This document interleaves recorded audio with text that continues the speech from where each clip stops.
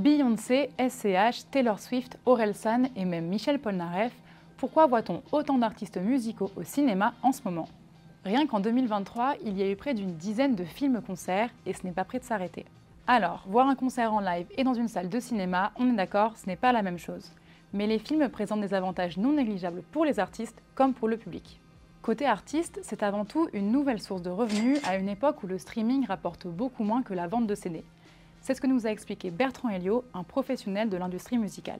Les revenus des artistes et même des têtes d'affiche liées à la musique enregistrée même globalement a terriblement chuté. Donc beaucoup d'artistes aujourd'hui sont obligés de diversifier leurs sources de revenus. Il y a encore quelques années, le marché du DVD live était un marché assez important, qui n'existe évidemment quasiment plus aujourd'hui, et qui n'est pas remplacé non plus, notamment par YouTube, qui rémunère, alors là, plus que mal. C'est aussi un gros coup de pub pour les artistes et une façon d'entretenir un lien avec leurs fans et l'actualité, même en dehors d'une sortie d'album ou d'une tournée. Ça pourrait être aussi, vous voyez, lié à ce qu'on appelle les stratégies de direct to fan, c'est-à-dire fournir une sorte de contenu un peu exclusif, un peu premium, à des fans qui sont prêts en plus même à débourser des sommes souvent importantes. C'est également, je pense, un excellent outil de storytelling, puisque finalement, ça permet à l'artiste de maîtriser aussi son image.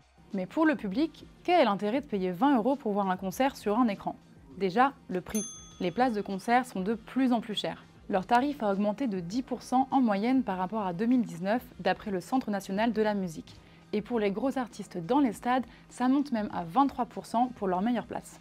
Et même pour ceux qui peuvent se le payer, encore faut-il réussir à acheter un billet. On l'a vu avec les tournées de Taylor Swift et Beyoncé, ça devient très compliqué, les billetteries sont surchargées, donc parfois, voir le concert au cinéma permet de se rattraper.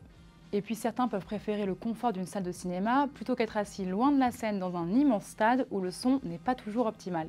Il y a des personnes qui se sentent assez mal à l'aise dans des grandes foules, donc le côté plus intime quand même des salles de cinéma peut être aussi une expérience intéressante. Le fait d'être devant un parterre, vous savez, de smartphones peut parfois gâcher aussi l'expérience scénique. Et puis entre nous, si aller au concert finalement revient à regarder de la salle le concert sur écran géant, j'ai envie de vous dire presque autant être au cinéma. La qualité sonore sera peut-être même légèrement meilleure. Ce n'est pas non plus la même expérience que de regarder un concert seul chez soi à la télé.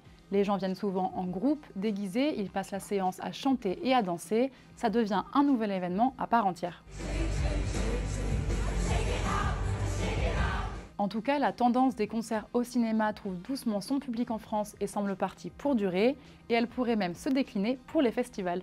Je pense que pas mal d'organisateurs et d'organisatrices de festivals pensent en ce moment à cet éventuel prolongement de leur expérience. Il y aurait un public, vous voyez, pour pouvoir assister à quelques concerts, pourquoi pas même en direct de certains festivals dans d'autres pays. Et pour ceux qui n'aiment ni les salles de concert ni les salles de ciné, ces films finissent souvent par sortir en streaming pour pouvoir chanter depuis son canapé.